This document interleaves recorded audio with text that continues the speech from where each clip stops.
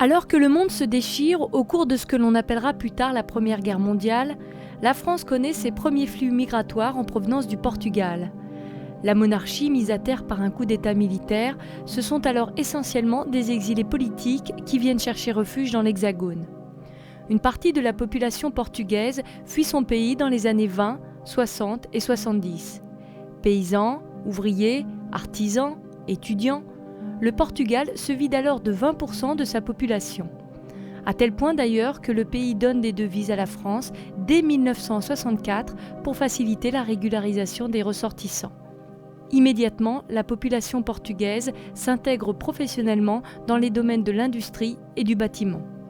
Aujourd'hui, la communauté portugaise s'élève en France à quelques 550 000 représentants.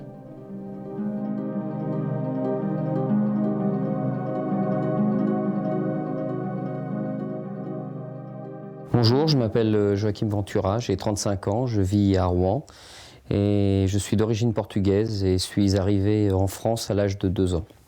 Alors j'ai beaucoup de souvenirs de l'école primaire en fait, qui étaient surtout des souvenirs de compétition et de différence. C'est-à-dire que j'étais très tôt, il s'avère que j'étais un très très bon élève, donc en fait j'étais toujours en compétition avec les autres. En essayant d'être le meilleur, c'était presque une obsession d'être le meilleur dans ces petites classes en fait.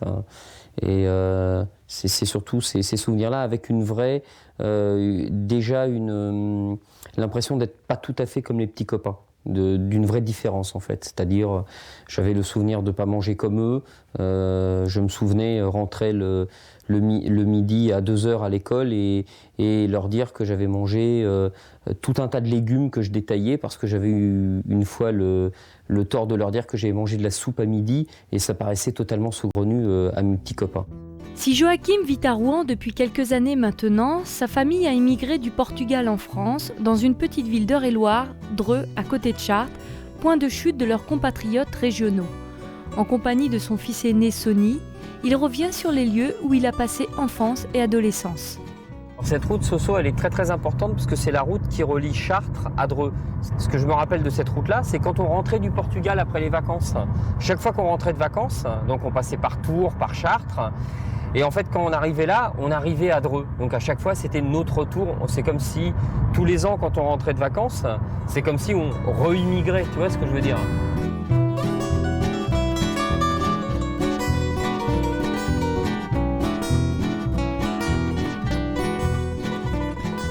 Donc quand on allait à l'école, on traversait ici, on partait d'en face, on traversait pour aller à l'école primaire. Donc c'était que des terrains vagues. Tonton il allait à l'école maternelle et moi j'étais de l'autre côté à l'école primaire en fait. Rue du Gué-Trouin, ouais, c'était ça. Tout ça c'était un super square et en face il y avait d'autres immeubles. On habitait au balcon au 6e. Et là-bas j'avais d'autres copains de l'autre côté. Et voilà mon école primaire, qui était l'école Gérard Philippe. Voilà. Donc ça, c'était une gentille école. Donc tu vois, ma classe de CP était là juste en bas, en fait. CE1, CE2, c'était là. Et ma classe de CM1, CM2 était là. Moi, j'ai toujours été de ce côté-là, en fait. Voilà. Donc là, en face, ce que tu vois, c'était l'école maternelle. Hein. C'est là où il allait tonton. Il me regardait à travers... Ouais, il me voyait, à la récré, il venait au grillage comme ça. Là-bas, au grillage là-bas, tu vois. Il allait au grillage là-bas. Et puis, il venait me voir. J'ai pas vécu de racisme, en fait, comme on pourrait dire, de racisme de différence. C'était un espèce de petit truc insidieux, ordinaire, en fait, qui blesse quand même quand on est môme, mais qui est plus de l'ordre du portos, des choses comme ça. Mais par contre, j'ai été totalement, c'est dit sans prétention, intégré par le biais de l'intelligence, en fait. Étant premier de la classe, je pouvais pas être remis en question comme étranger, puisque j'étais le premier de la classe, et donc au-dessus d'eux en termes de résultats.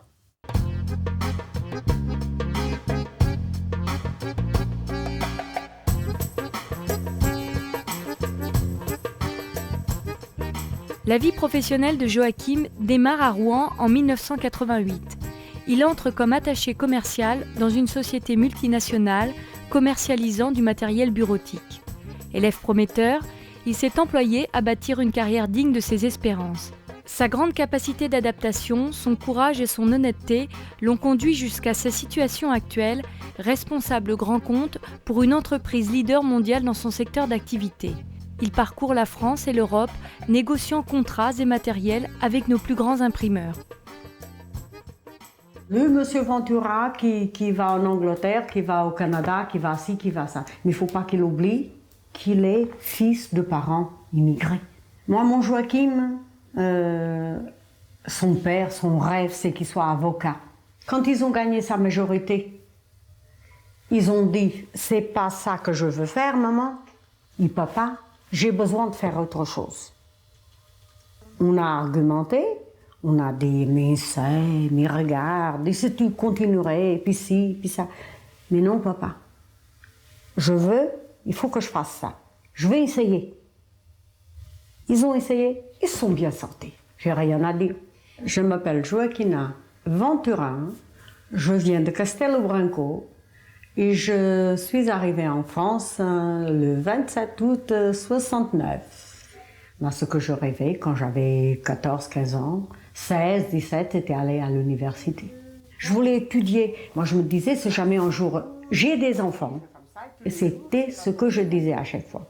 Moi, si jamais un jour j'ai des enfants, ils iront à l'école tant qu'ils en veulent. Même si je dois travailler jour et nuit, mes enfants ne quitteront pas l'école. Pour moi, j'avais l'impression que donner de la culture, donner des études à un enfant, c'était lui donner une arme pour se défendre. Une arme dans le bon sens. Hein. Le choix de mes parents d'être venus en France, je le vois comme un vrai courage. On pourrait dire, oui, ils ont fui une situation, peut-être que sur place, ils auraient pu faire quelque chose, etc. Il y en a quelques-uns qui ont fait ce choix-là, puis il y en a beaucoup qui sont restés sur place. Et de partir, si j'essaie de me projeter en fait dans la même situation que celle de mes parents, c'est absolument impossible. Je veux dire, je suis quelqu'un qui est éduqué, qui est lettré, qui parle 4 langues. Je pourrais partir à peu près n'importe où dans le monde sans m'y sentir vraiment un étranger. Mes parents étaient illettrés totalement, sont partis de chez eux pour venir dans un pays hostile, hostile pas dans le sens qu'ils les repoussaient, mais qu'ils ne connaissaient pas, dans lequel ils ne pouvaient pas s'adapter. Et c'était vraiment un vrai courage que de dire on part, on s'installe là-bas et on essaie de construire quelque chose pour nos enfants. Parce qu'en fait, c'est pas pour eux, eux avaient 30 ans, presque 30 ans pour mon père, 25 pour ma mère. Ils auraient très bien pu s'imaginer la vie était dure, mais comme elle l'était sûrement dans beaucoup d'endroits, et ils auraient pu imaginer vivre là-bas. Et ce choix, ils l'ont fait pour leurs enfants. Dire on veut un avenir pour nos enfants, un avenir différent pour nos enfants, et on part. Et pour moi, c'est un vrai courage, et je ne peux pas imaginer, je pense que c'est inimaginable pour moi ou pour beaucoup de gens, de se rendre compte du courage qu'il a fallu à ces gens-là pour faire ça. Tous les gens que du Portugal sont partis avec le linge sur le dos, tout simplement, ce qu'ils avaient emprunté de l'argent, parce que la plupart, pas moi, mon mari n'a rien emprunté, parce qu'il avait déjà été ici célibataire, tu vois, et qu'il avait gagné un peu d'argent. Mais les gens qui ont emprunté la valeur d'une maison, une maison qui te coûte aujourd'hui 1 million de francs, hein, les gens n'avaient pas d'argent. Donc, qu'est-ce qu'elles en faisaient? Elles allaient l'emprunter à des gens plus riches. Hein? Tu te rends compte qu'il y a plein de gens qui ne sont jamais arrivés en France, qui sont morts en chemin, qui ont eu des accidents, qui ont disparu, qu'on ne sait pas ce qui lui est arrivé. Parce que souvent, mon mari m'a dit quand il est venu, lui, clandestin, il y avait 600 personnes. Comment veux-tu que les passeurs ils contrôlent tout le monde? S'il y en avait un qui tombait, dans un ravin, il restait. Bon, et ces gens-là, la dette est restée, hein, parce que la famille, il fallait qu'ils la payent. La relation que j'ai au Portugal, elle est un peu spéciale en fait. Hein. D'abord, j'ai pas, comme je l'ai dit, pendant toute mon enfance et mon adolescence et même une partie de mon âge adulte en fait, je n'avais pas de revendication vis-à-vis de ma nationalité portugaise. C'est en devenant plus vieux en fait que j'ai commencé à me rendre compte que de revendiquer cette partie de moi-même, un petit peu, en tout cas plus que je ne le faisais, ne pouvait pas me nuire. Et en tout cas, c'est une façon de m'affirmer comme quelqu'un de différent. Avant, je disais, ouais, je suis biculturel, je suis européen, et je pensais que ça me définissait bien. Alors que de dire, aujourd'hui, c'est comme une affirmation de dire bah oui, je suis français, mais je suis né au Portugal. Mes parents sont portugais. Et c'est une façon pour moi de dire bah voilà, j'ai quelque chose que je traîne avec moi, qui fait partie de ma personnalité, qui fait partie de ma richesse en tant qu'homme en fait, et qui me donne quelque chose de différent. Alors vis-à-vis du Portugal, c'est un peu, pour moi, c'est mon pays sans être mon pays. C'est-à-dire mon pays, j'ai été élevé en France, je suis fondamentalement imprégné de culture française. Je sais écrire en français, je sais lire en français. Je sais faire tout ça en portugais aussi, mais pas avec la même maîtrise. Je pourrais me qualifier d'écrivain en français, je pourrais jamais le faire en portugais. Je n'en ai pas le niveau en fait. Et le rapport que j'ai au Portugal, il est quasi charnel en fait. C'est-à-dire que quand je dis ça, c'est vraiment un rapport de...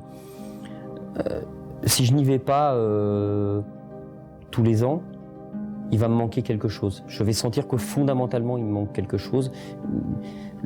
Le soleil, le climat, l'air en fait, la terre, de toucher la terre, ça va me manquer. Et c'est mon pays dans le sens d'où je viens en fait. C'est mes racines.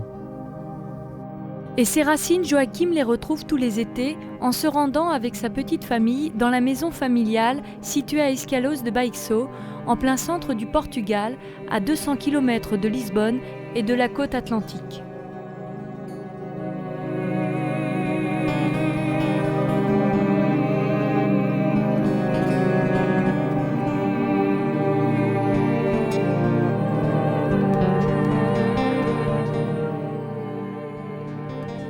Le relais de la culture d'origine vers mes enfants, il a été fait d'une façon...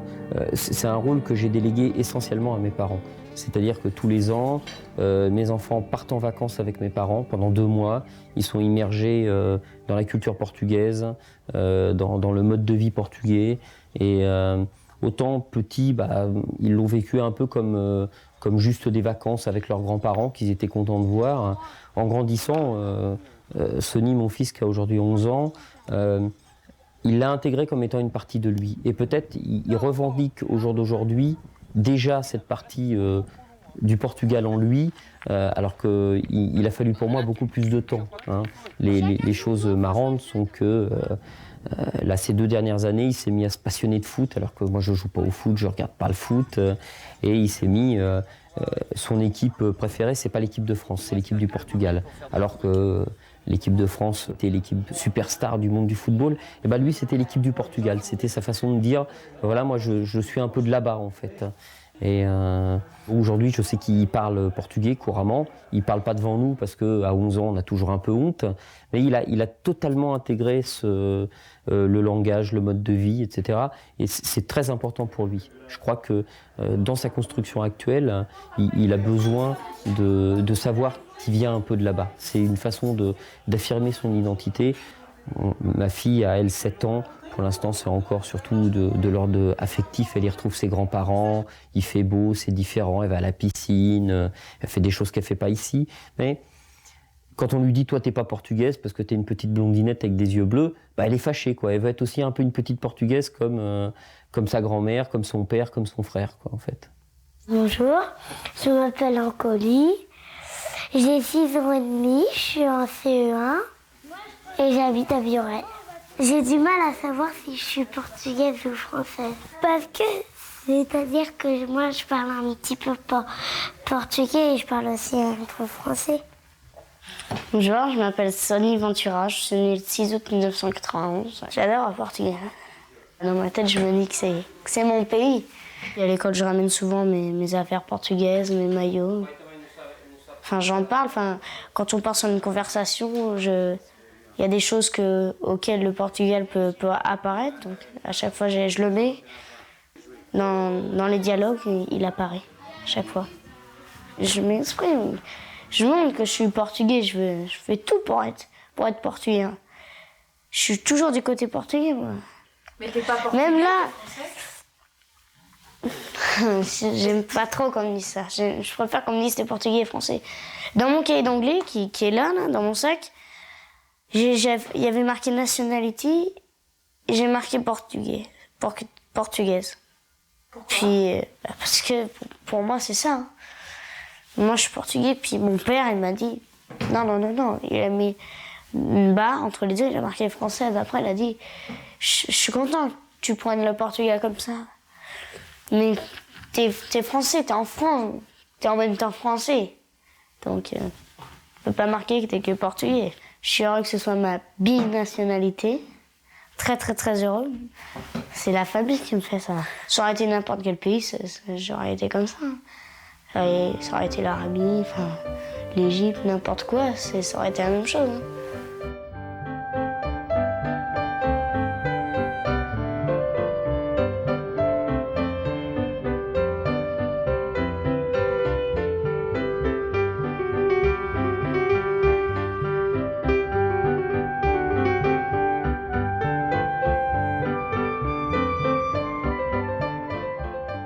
Je suis Corinne Ventura, l'épouse de Joachim Ventura et la mère de 2 enfants, Sonny et Ancoli. J'ai rencontré mon mari, donc Joachim, il y a de nombreuses années maintenant, puisque nous avions tous les deux 16-17 ans.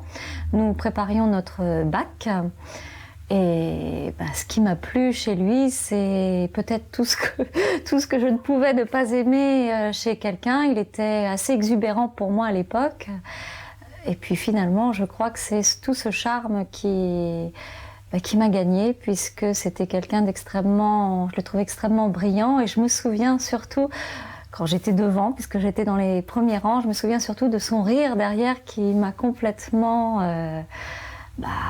fait craquer. Et je me souviens surtout, ça je le dis souvent, mais je disais souvent, mais je ne pourrais jamais sortir avec un gars pareil.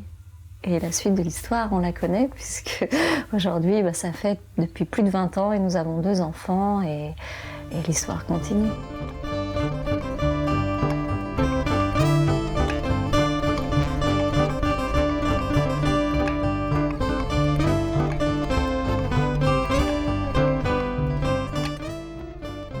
Parfois, on peut avoir honte des origines, de nos origines. Moi, j'ai le sentiment que les enfants sont assez à l'aise.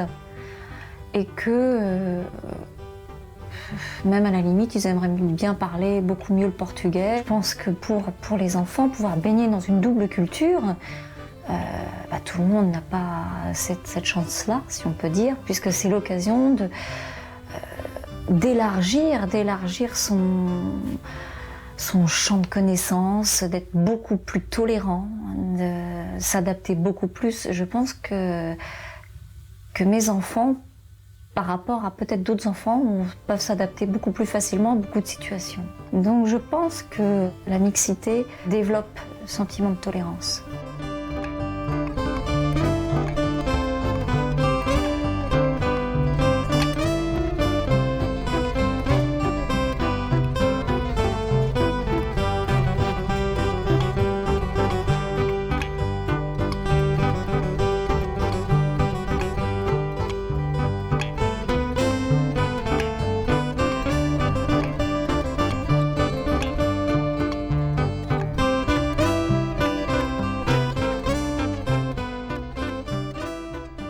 On avait un foyer qui était, on dira, aimant, donc on était dans une ambiance de famille resserrée. La famille est très importante chez les Portugais, donc on avait vraiment un noyau familial très très serré.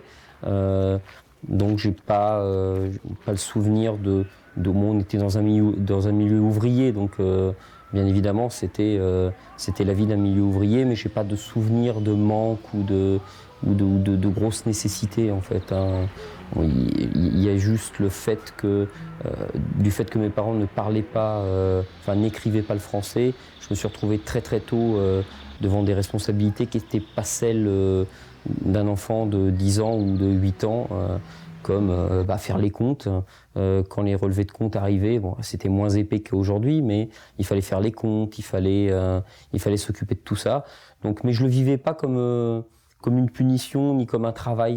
Pour moi, c'était normal. Mes parents me demandaient, puis je savais le faire. Donc, ça paraissait saugrenu à tout le monde, mais moi, c'était pas un manque. Ça m'a peut-être, par contre, enlevé un petit peu comment dirais-je, même si mes parents ont essayé de protéger ça par amour, en fait, avec l'amour, ça va peut-être enlever un peu de spontanéité, parce que quand on est enfant et qu'on sait combien il y a sur le compte en banque, on demande pas, alors que le but d'un enfant, c'est de demander. Un enfant, il dit tiens, j'aurais envie de ça. Et le fait que je savais qui est ou qu'on en ait ou qu'on n'en ait pas les moyens faisait que je ne le demandais pas. Donc il y avait peut-être cet aspect-là, mais que je ne vis pas aujourd'hui et que je n'ai pas vécu à l'époque comme une souffrance, en tout cas.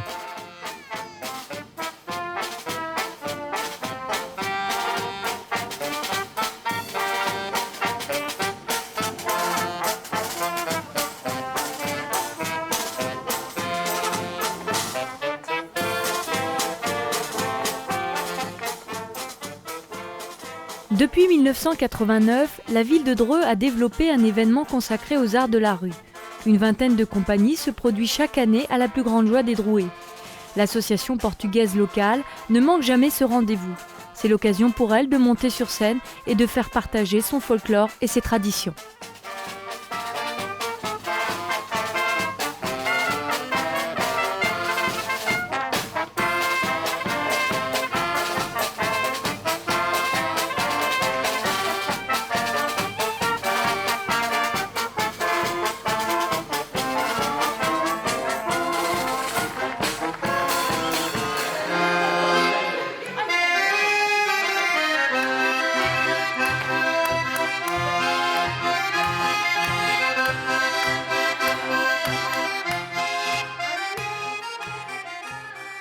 Je m'appelle José Mario Fonseca, je suis président de l'association du groupe folklorique portugais Floche de Rebatège à Dreux.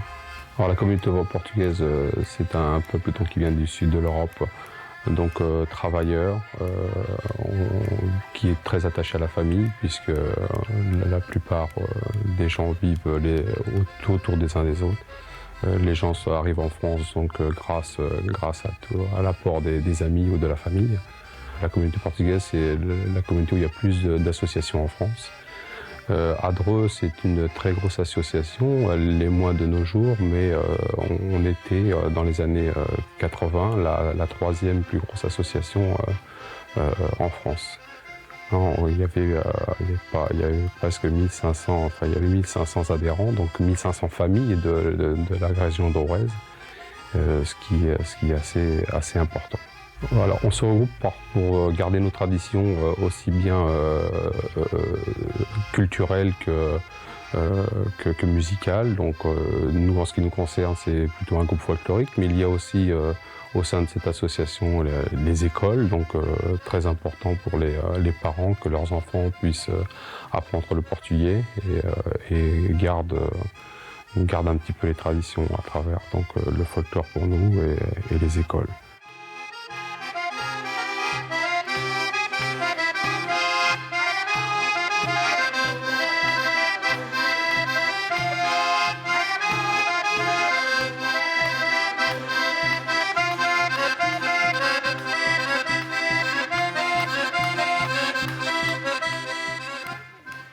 Je pense que ce qu'on pourrait appeler une réussite, en tout cas d'intégration, puisque aujourd'hui je me sens quand même parfaitement intégré, une réussite sociale aussi, puisque je fais un métier qui me plaît, qui me permet de très bien gagner ma vie, de me livrer à mes passions, d'avoir du temps libre quand je travaille pas.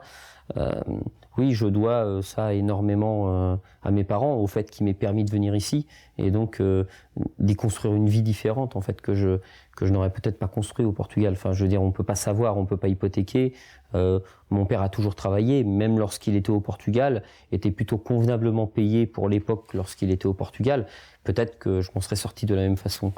Malgré tout, je pense que j'avais pas tellement le choix. Je leur devais certainement cette réussite-là, parce qu'ils ont fait cet effort, ils se sont déracinés pendant 25 ans de leur pays, ils ont tout abandonné, ils ont abandonné leurs coutumes, ils ont abandonné, même s'ils les faisaient vivre, ils sont pas tout à fait aujourd'hui comme leurs amis de 20 ans qui sont restés là-bas, en fait, ils sont devenus d'autres gens et je pense que peut-être je leur devais d'être quelqu'un comme ils l'attendaient, c'est-à-dire quelqu'un qui soit bien dans sa vie, bien dans son boulot et qui soit pas dans les périodes de vaches maigres dans lesquelles ils ont été souvent.